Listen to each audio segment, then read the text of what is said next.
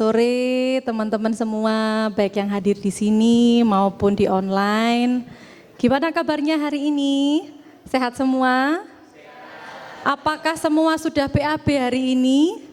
Loh, kok tanyanya BAB ya? Kenapa kok kita tanya BAB hari ini? Karena hari ini kita akan bahas sesuatu hal yang gimana ya bilangnya ya? Hal ini semua orang memproduksi sebenarnya. Cuman kalau ditanyain nggak ada yang mau ngaku. Nah, hari ini kita mau nanyain teman-teman semua kalau misalkan di rumah sudah melakukan aktivitas yang melegakan atau BAB. Nah itu kira-kira ada yang mikirin nggak BAB-nya itu pada kemana sih? Atau langsung move on gitu aja? Atau ada yang sempat kepikiran sebenarnya itu mereka itu pada kemana ya? Nah sebenarnya yang kita keluarkan atau kita hasilkan itu ada dampaknya enggak sih buat lingkungan kita sekitar? Nah itu yang mau kita bahas hari ini. Pada sore ini sudah hadir bersama kita narasumber yaitu Ibu Nanda Lasro. Beliau adalah Kepala Satker dari Pelaksanaan Prasarana Permukiman Wilayah Jawa Tengah, dari Balai Prasarana Permukiman Wilayah Jawa Tengah, Direktorat Sanitasi Ditjen Cipta Karya Kementerian PU. Nah beliau ini merupakan pakar atau seorang praktisi yang sudah menggeluti khususnya bidang sanitasi, yaitu yang mengurusi bidang persampahan, maupun air limbah domestik, yaitu limbah yang dihasilkan oleh kita semua. Nah, hari ini kita akan membahas tentang judul bagaimana nasib tinja kita. Nah, sebenarnya kenapa sih kita harus tahu tinja kita ini kemana setelah kita hasilkan? Terus apa sih dampaknya terhadap lingkungan? Nah ini sebelum kita nanti tanya-tanya lebih lanjut, mungkin bisa disampaikan sedikit kenapa sih kok kita harus bahas hal yang beginian, bukannya udah selesai terus dilupakan aja. Nah di sini kita akan bahas lebih jelas dan lebih padat tentang tinja tadi. Nah silahkan Bu Nanda untuk disampaikan nih pada teman-teman di sini maupun di online, kemana sih? Kenapa sih kita kok perlu memikirkan tinja kita? Silakan Bu. Oke, terima kasih Mbak Riza. Teman-teman sekalian, kita mengangkat topik tinja atau mungkin orang dulu sering sebut T4I gitu ya. Ini adalah sesuatu yang sangat menarik. Kenapa? Karena ini sangat relate dengan kehidupan kita, gitu ya.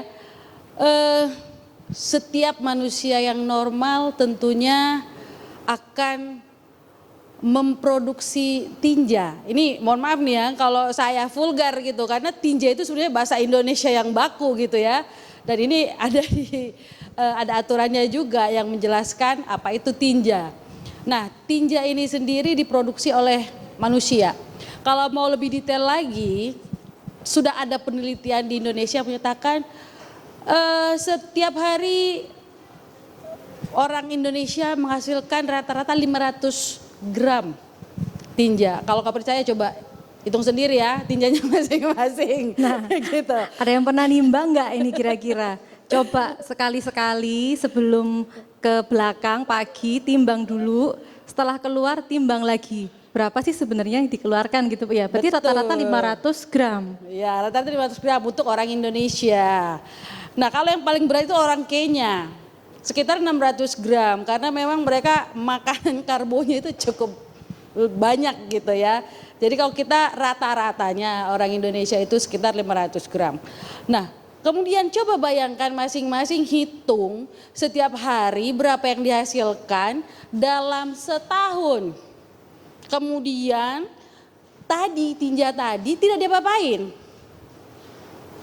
Ya kan, misalnya banyak orang yang BAB sembarangan ke sungai atau mungkin di lahan kosong atau di kebun, dolbon Kira-kira seperti itu ya. Coba kalau semuanya itu dibuang aja seperti itu, akan seperti apa negara kita ini? Akan seperti apa lingkungan kita kalau tinja tadi tidak diolah? Ya kan?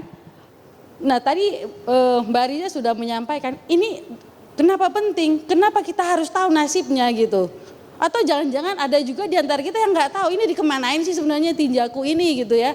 Nah kalau kita lihat sebenarnya kita mungkin pagi ya Norma, ini kita keluarkan, kemudian kalau memang kita punya toilet yang ada pengolahannya yang sederhana, yaitu yang kita sebut septic tank. Oke, dia akan di sana sampai sekitar 2-3 tahun. Kemudian dia akan disedot. Coba diingat, apakah pernah disedot tinjanya di rumah lumpurnya? Nah ini menarik ini. Ini mungkin bisa jadi pertanyaan buat diri sendiri. Terakhir nyedot itu di rumah itu berapa tahun yang lalu ya? Atau jangan-jangan, wah punya saya bagus ini, udah 10 tahun nggak pernah disedot. Nah jangan-jangan seperti itu malah. Nah ini nggak tahu nih teman-teman nih, baik yang di online maupun di sini kira-kira terakhir berapa tahun ya? Nah kalau misalnya lebih dari 2 tahun atau 3 tahun, nah itu berarti kira-kira gimana Bu? Nah, kalau tidak pernah disedot itu bukan suatu kebanggaan, bukan berarti wah septic tank saya bagus, nggak perlu disedot, gitu. Justru itu artinya bocor. Padahal kita harus mengisolasi tinja tadi, harus kedap, harus diolah. Setelah diolah, baru dikeluarkan dalam bentuk yang sudah aman. Kira-kira seperti itu. Nah, jadi ya mungkin kita harus evaluasi diri kita masing-masing. Ini apakah di rumah saya sudah aman atau tidak? Ini kalau kita bicara yang sistem setempat gitu ya. Mungkin ada juga nih yang dari rumahnya sudah ada pipa nih.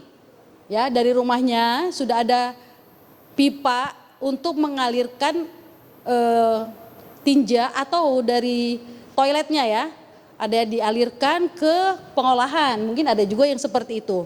Kalau ada, mungkin itu. Oh berarti macam-macam ya penanganan limbah kita.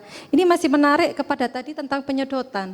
Kalau misalkan dia tidak kedap, berarti ketika disedot ngikut semua dong struktur di bawahnya Bu ya. Pasir-pasir, tanah-tanah kemungkinan bisa terangkut semua. Bayangkan kalau satu rumah mengangkut tanah 1000 rumah, 1 kubik loh. Tanah sama pasir. Semarang bisa tenggelam gara-gara kita nyedot tangki septik yang nggak kedap.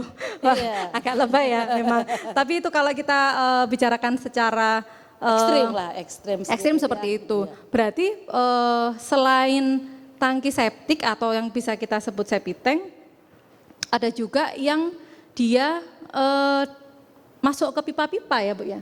Betul. Jadi kalau kita bicara pengolahan air limbah ini ada 2 ya. Yang pertama SPAL-DS, sistem pengolahan air limbah domestik setempat. Inilah yang kita mengolah di tempat. Jadi kalau di rumah-rumah kita ada septic tank, ini kita sebut dengan sistem setempat. Kemudian dari sistem setempat ini akan ada nanti transportasi, ditransport dengan mobil tinja dibawa ke IPLT. IPLT ini adalah subsistem pendukungnya gitu ya. Jadi itu untuk mengolah terakhir sehingga aman buat lingkungan.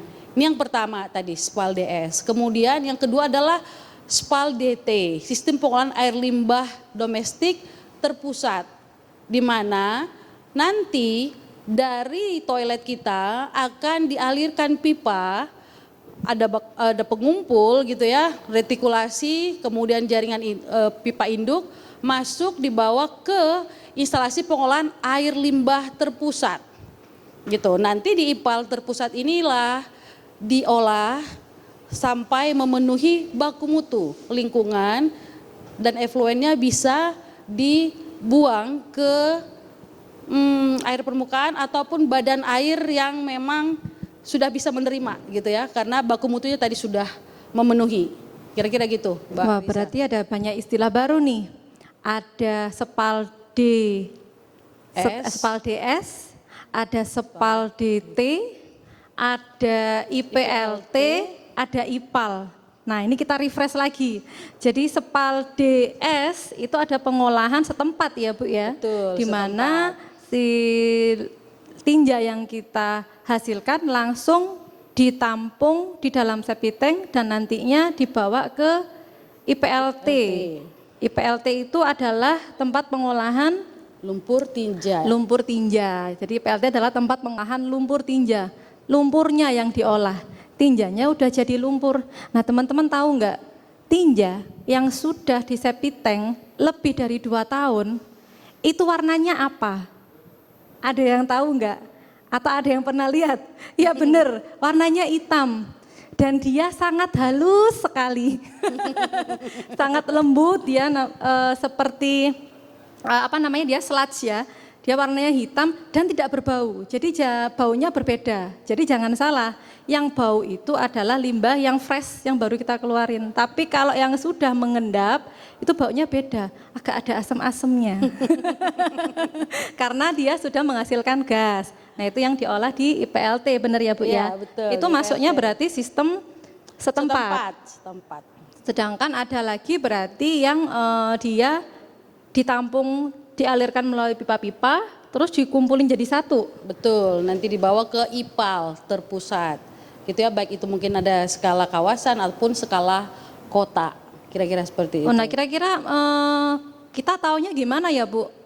Mana yang dia cocok untuk Spal DS, mana yang dia cocok untuk Spal DT. Atau misalkan boleh nggak sih kita, aku mau Spal DS aja atau aku mau Spal DT aja kah? Sebenarnya ada persyaratan nggak sih Bu sebenarnya? Oke, ini ada sebenarnya ya flowchartnya. Jadi kita masuk nih, kira-kira pertama itu agak perlu kita lihat adalah kepadatan biasanya. Kepadatan lingkungan kita seperti apa. Nah kemudian nanti permeabilitasnya seperti apa juga gitu. Kemudian berapa yang akan dilayani. Apabila kita nanti memasukkan ke instrumen tadi, ini sebenarnya sederhana instrumennya. Nanti kita bisa akan menentukan, oke, saya cocoknya Spal DS, saya cocoknya skala kawasan, mungkin kawasan lingkungan kecil gitu ya, mungkin perumahan, atau memang kalau di daerah tersebut sudah ada skala perkotaan dan memang biasanya didukung oleh pemerintah daerah ya yang membuat aturan apabila daerah tersebut dilewati oleh jaringan perpipaan maka wajib menyambung. Kira-kira seperti itu. Jadi kalau yang wajib menyambung justru enak ya kalau misalnya rumah kita sudah dilewati oleh jaringan perpipaan baik itu skala kawasan ataupun skala kota sehingga kita tinggal bayar aja, nggak perlu lagi mikirin mau mampet mau apa gitu ya, tinggal sedot seperti itu, nggak perlu sedot gitu karena kita sudah langsung tersambung ke jaringan air limbah gitu. Kira-kira seperti itu. Berarti sebenarnya aturan itu sudah ada ya Bu ya. Tinggal ini teman-teman semua itu sebenarnya ngeh nggak sih tentang pentingnya kita memahami perlunya ada infrastruktur yang mengolah atau menampung limbah kita. Nah peraturan itu dikeluarkan di kota atau di pusat atau di skala nasional sebenarnya sudah ada gitu Bu. Ya, dari skala nasionalnya sebenarnya sudah ada undang-undang terkait air, kemudian masuk juga kita sampai di Permen air limbah, sampai ada di Kementerian PUPR juga mengeluarkan permen terkait air limbah. Jadi bagaimana kita harus mengelola air limbah kita. Kemudian ada juga undang-undang terkait otonomi daerah. Sampai di mana sih kewenangan pengolahan sanitasi? Sanitasi dalam hal ini adalah air limbah, ya. Jadi kalau memang itu strategis nasional ataupun memang lintas provinsi, itu nanti pengelolaan air limbah ini akan menjadi kewenangan pemerintah pusat. Namun apabila air limbah ini nanti lintas kabupaten kota, artinya itu bersifat regional. Ini merupakan kewenangan provinsi. Namun apabila pengelolaan air limbah ini hanya untuk satu kabupaten atau satu kota, itu merupakan kewenangan dari kabupaten atau kota tersebut. Nah, yang menarik adalah sampai saat ini pemerintah pusat itu masih terus membantu pemerintah daerah, baik itu kabupaten kota ataupun provinsi, untuk membangun infrastruktur terkait air limbah ini gitu ya. Ini tadi, jadi kalau dari Undang-Undang 23 itu tahun 2014, di situ adalah apabila itu dianggap strategis. Gitu ya. Jadi sebenarnya selama ini kita masih membantu karena itu menganggap itu kegiatan yang strategis, sehingga kita secara konkuren pemerintah itu dalam hal ini Kementerian PU membantu membangunkan infrastruktur. Setelah itu kita serah terimakan ke pemerintah daerah untuk dikelola sehingga manfaatnya bisa dirasakan oleh masyarakat. Nah, satu lagi Mbak Riza, bahwa air limbah ini merupakan SPM loh, standar pelayanan minimal gitu ya.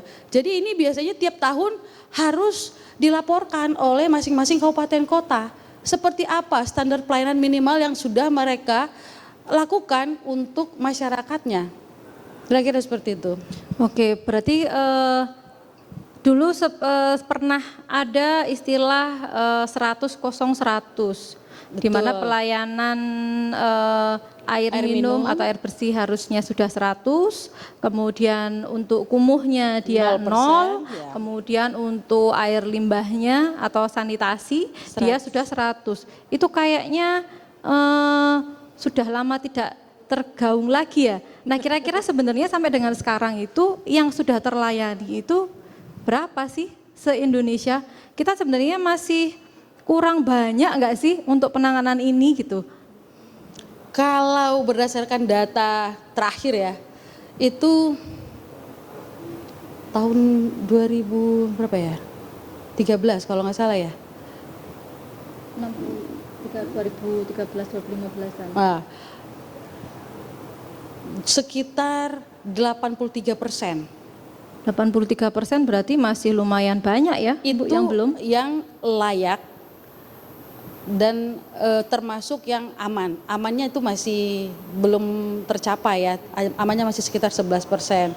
Padahal sebenarnya kita ke depannya itu harus pengolahan air limbah yang aman, tidak hanya sekedar layak, kira-kira seperti itu. Berarti ada layak, ada aman. Layak itu kayak asal punya gitu paling ya Bu ya? Ya, jadi layak itu hanya memisahkan antara tadi air limbahnya dengan manusia gitu. Jadi sudah diputus rantainya, hanya sekedar itu. Namun kalau aman, kalau kita lihat ada septic tank berarti kita sudah punya toilet, kemudian di sana ada leher angsa, ya ada leher angsa untuk toilet, kemudian ada pengolahan air limbahnya. Jadi antara kita itu sudah ada leher angsa ini yang memisahkan ini antara kita zat pencemar dengan kita sebagai manusia. Jadi dia lebih aman dan pada akhirnya diolah ini air limbah. Nah, kalau dia layak, mungkin apabila daerahnya itu masih kepadatannya masih sangat kecil gitu ya, mungkin masih bisa sistem cubluk seperti zaman dulu itu ya. Jadi hanya digali lubang dari atas, mungkin ada hanya dudukan aja gali, terus nanti penuh ditutup. Itu sebenarnya sudah layak. Akan tetapi dari segi aman kita tentunya belum gitu ya, karena mungkin akan ada binatang-binatang yang bisa terbang nih Mbak Riza. Jadi karena tidak ada leher angsa, kalau di leher angsa itu kan kalau kita bicara toilet, leher angsa itu kan nanti diisi air kan. Ya, betul. Jadi tidak ada binatang nih yang bisa bebas keluar masuk ke tinjanya yang ada di dalam. Nah, kalau dianya layak, kalau kita bicara cubluk, binatang misalnya kecoa atau bahkan tikus atau makhluk-makhluk lain itu bisa masuk ke tinja, lalat gitu ya, nanti terbang keluar.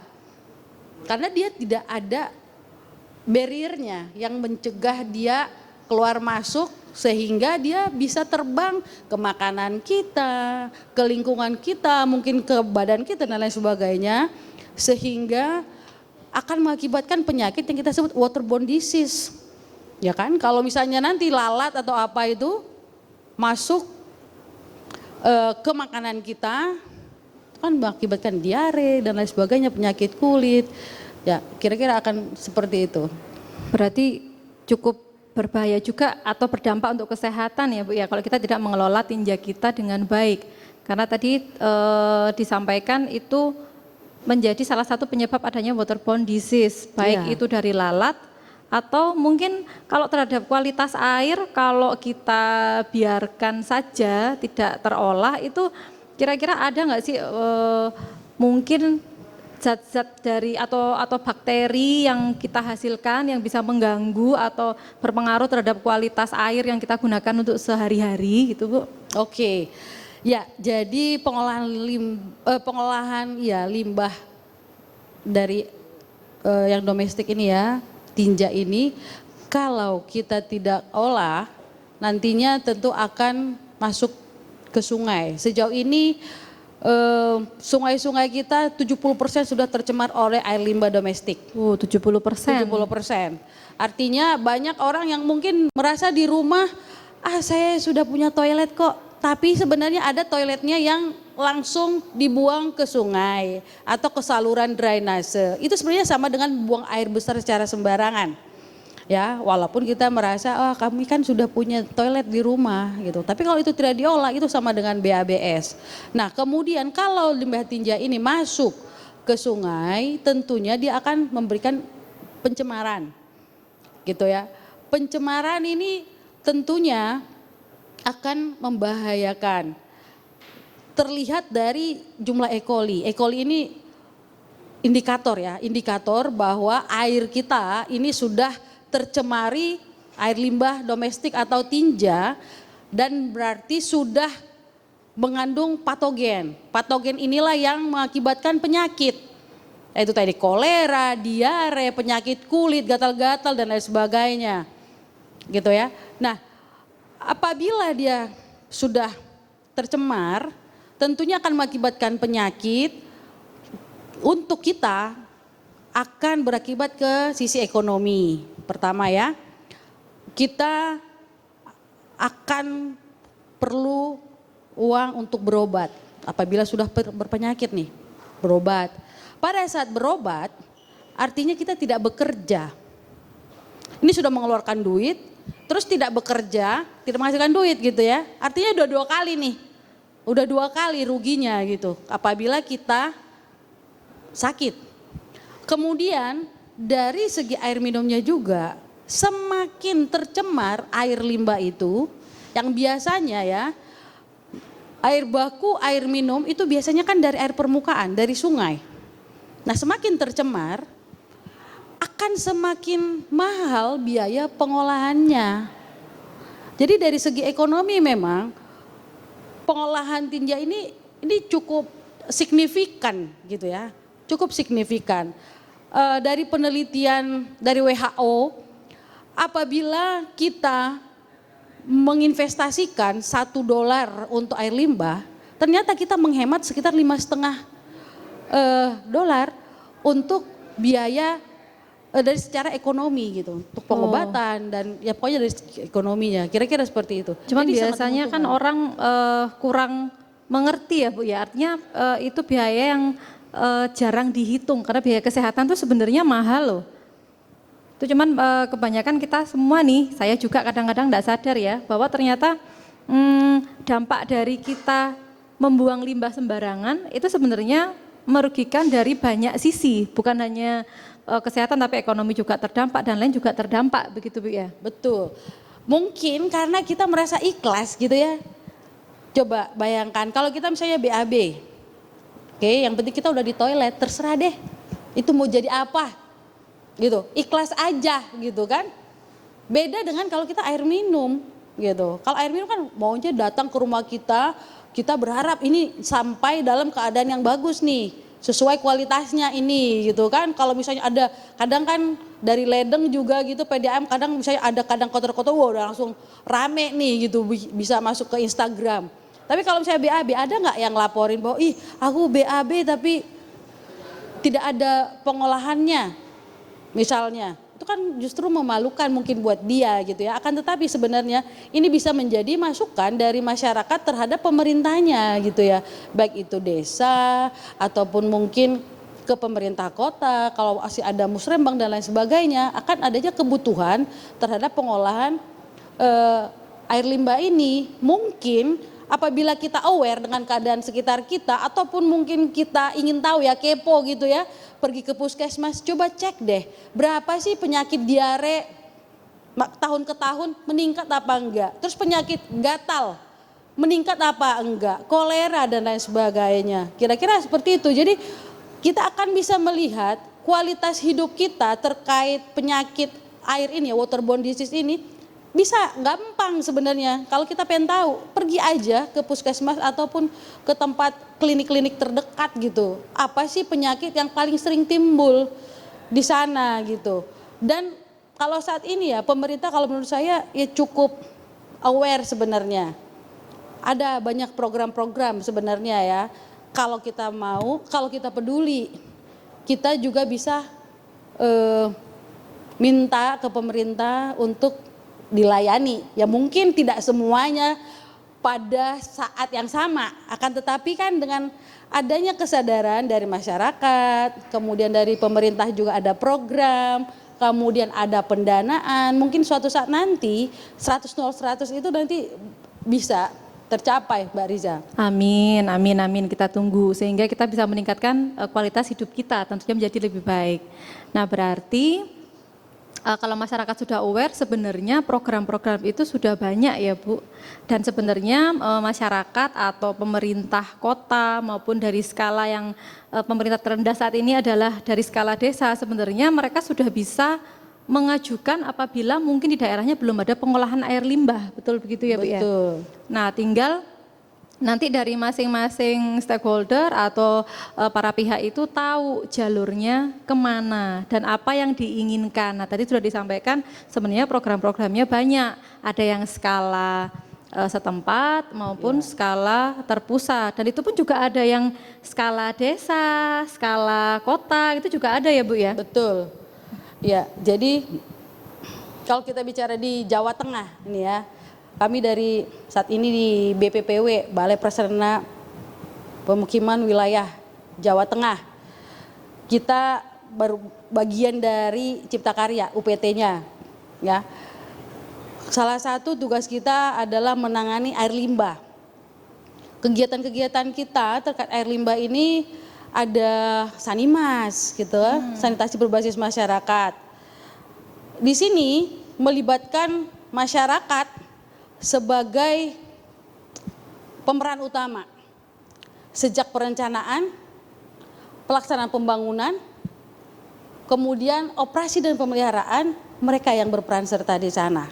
Gitu ya, kita hanya sebagai fasilitator. Ini ada program IBM sanitasi, Sanimas.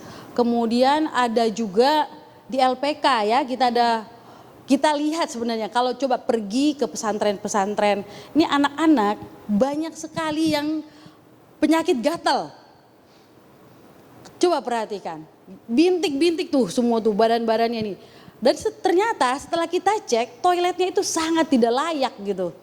Nah dalam hal ini pemerintah peduli. Jadi kami itu dari Direktorat Jenderal Cipta Karya, Kementerian PUPR itu membangunkan LPK, ya, membangun toiletnya. Seperti apa sih yang layak buat mereka sehingga mereka nyaman dalam belajar di sana mencari ilmu.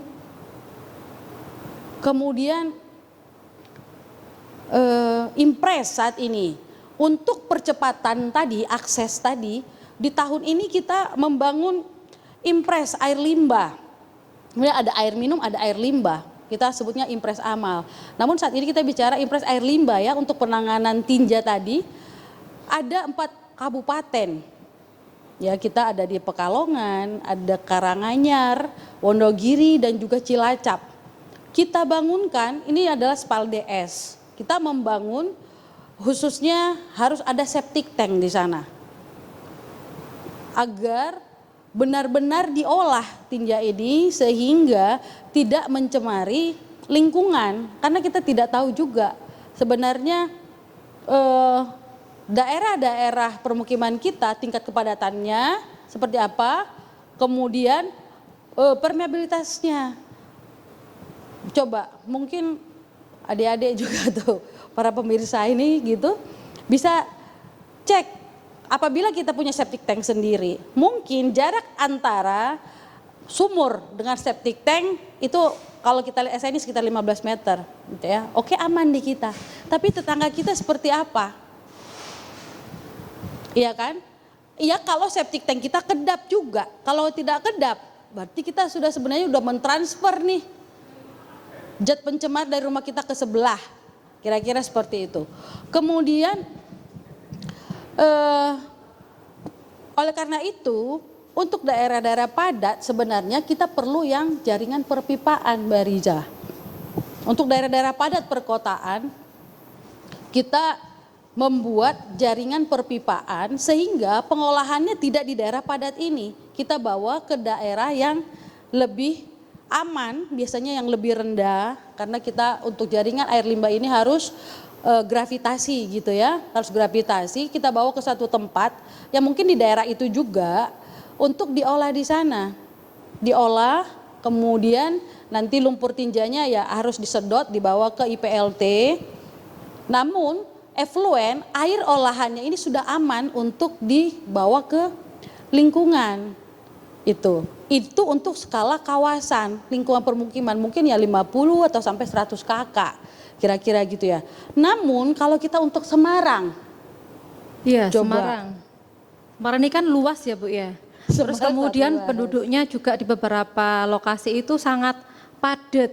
Bahkan Iya. mungkin kalau kita mau bangunkan tangki septik itu pekarangannya atau terasnya udah mepet-mepet. Nah itu gimana Bu? Kalau di pedesaan kan misalkan yang masih luas-luas kita masih bisa membangun Spal DS. Dibikinkan tangki septik, ada toiletnya, termasuk di pesantren, biasanya pesantren kan masih ada lahan. Nah kalau di Semarang, terutama ini Semarang Timur, Utara, Selatan, itu yang tengah gitu ya. yang itu sangat apa ya, padat sekali. Nah itu kan kalau kita bikin satu-satu juga lahannya ndak ada. Nah itu kira-kira untuk Semarang ini ke depan ada program nggak sih Bu untuk mengatasi masalah limbah di kota Semarang ini? Iya, jadi kalau kita lihat ya Semarang bagian bawah ya, itu udah padat, banjir gitu kan. Kebayang kan kalau tidak ada pengolahan tinjanya, tadi kita membangun septic tank nggak bisa, emang lahannya udah segitu-gitu aja gitu kan. Ya mau nggak mau memang harus ada pengolahan air limbah yang terpusat.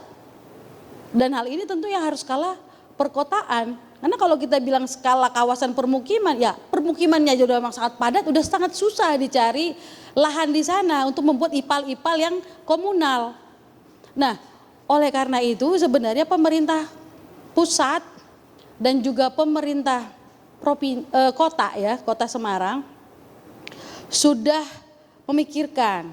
Kita sebenarnya dibantu oleh ADB ini untuk membuat pengolahan air limbah terpusat skala kota. Apa itu ADB Bu?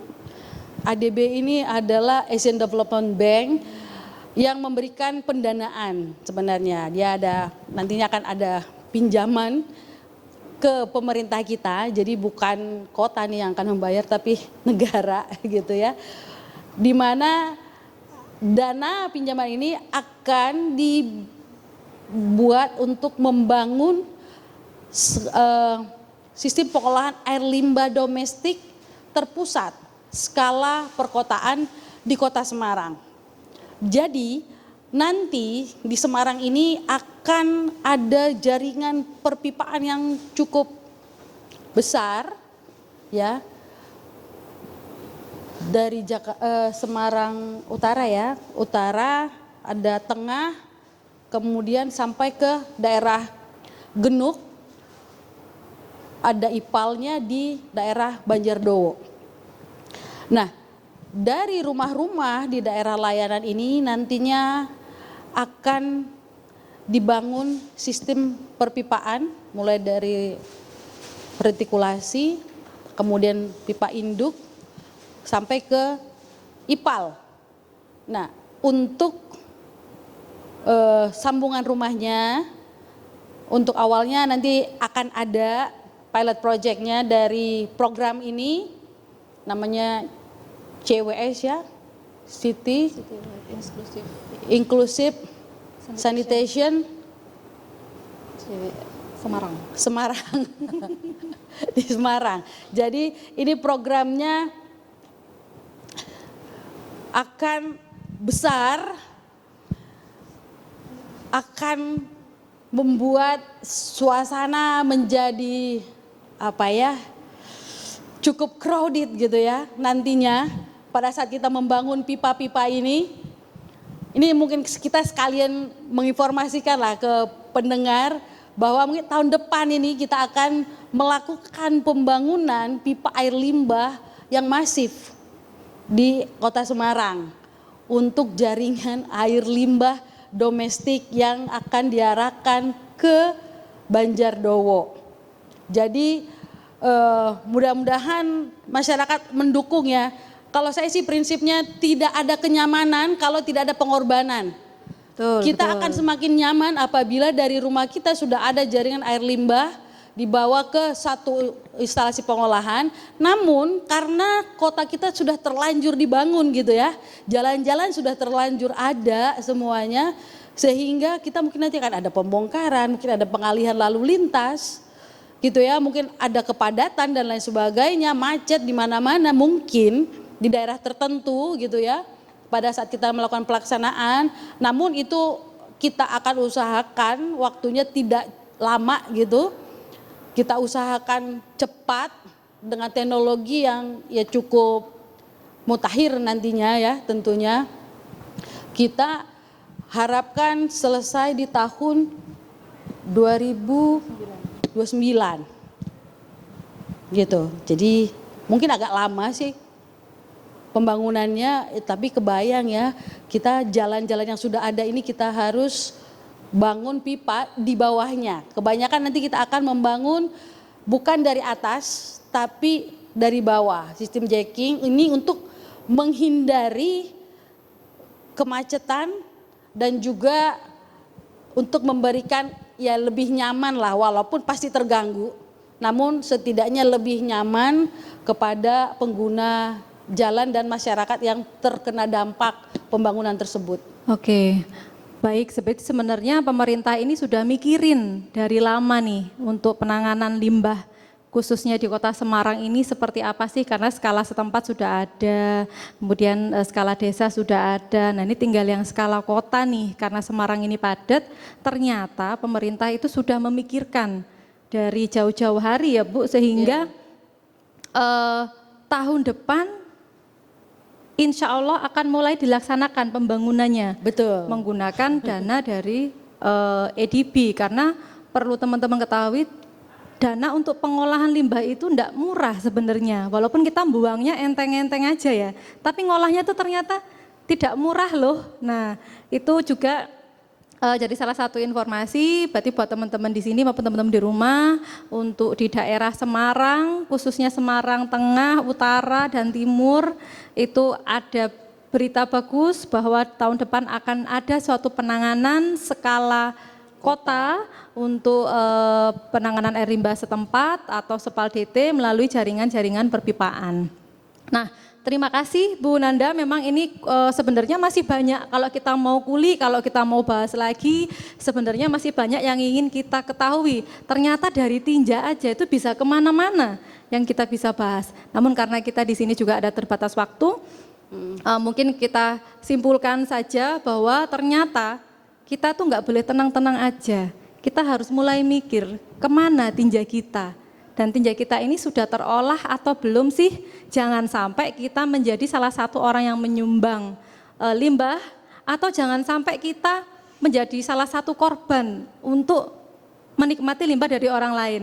Gitu ya. Dan pengolahan limbah sendiri ternyata itu banyak macamnya. banyak macamnya, sesuai dengan peruntukannya masing-masing, baik yang setempat maupun terpusat, baik skala kota, desa, masyarakat maupun skala nasional. Mungkin terima kasih Bu Nanda atas informasinya dan teman-teman semua baik yang hadir di sini maupun yang hadir di online.